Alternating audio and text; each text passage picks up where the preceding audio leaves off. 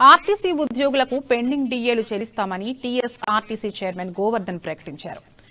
5 డిఏల్లో 3 డిఏలు 5 కోట్లు చెల్లిస్తామని తెలిపారు. సీఎం కేసీఆర్ పరిశీలనలో పీఆర్సీ యూనియన్ల పునరుద్ధరణ అంశాలున్నాయని చెప్పారు. రిటైర్ అయిన కార్మికుల అర్జిత సెలవుల వేతనం 20 కోట్లు చెల్లిస్తామన్నారు. డిసెంబర్ చివరికల్లా అందుబాటులోకి 11,050 కొత్త బస్సులు తెస్తామని తెలిపారు. ఆర్టీసీకి రోజువారీ ఆదాయం 15 కోట్లు వస్తోందని గోవర్ధన్ పేర్కొన్నారు.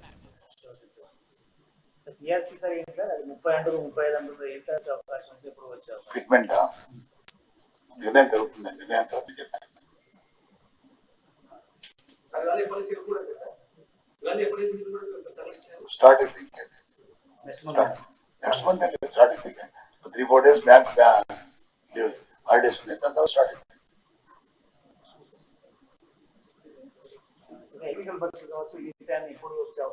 అదే చెప్తున్నాను డిసెంబర్ లో వచ్చి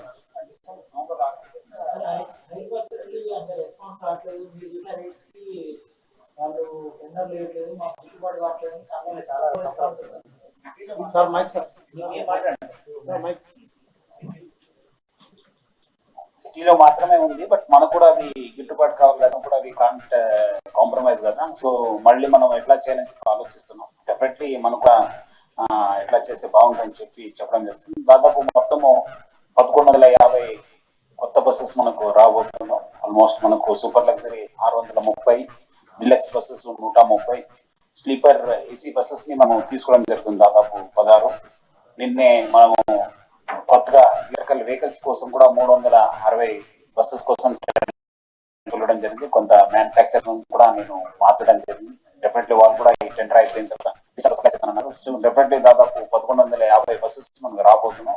ఇది కాకుండా ఇంకా మనం ఎక్కడెక్కడ అవసరం ఉంది, ఎక్కడెక్కడ మనము అవకాశం అది కూడా చూడడం జరుగుతుంది. ఈ ఒక 360 బస్సెస్ లో మనము